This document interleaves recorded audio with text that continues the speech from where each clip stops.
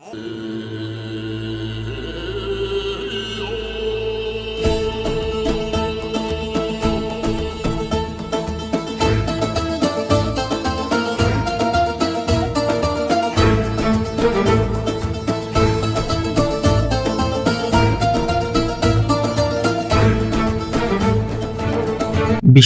অধ্যয়নরত অবস্থায় তিনি মিসেস সুফিয়া খাতুনের সাথে বিবাহ বন্ধনে আবদ্ধ হন। মিসেস সুফিয়া খাতুন বর্তমানে পৈরবাড়ি সরকারি প্রাথমিক বিদ্যালয়ে সিনিয়র সহকারী শিক্ষক পদে চাকুরিরত। এই দম্পতির রয়েছে 2 জন কন্যা সন্তান। জ্যেষ্ঠ কন্যা সাবরিনা মমতাজ সরকারি আশেক মাহমুদ কলেজ জামালপুর থেকে বাংলা বিষয়ের উপর BA অনার্স এবং MA ডিগ্রি অর্জন করেন।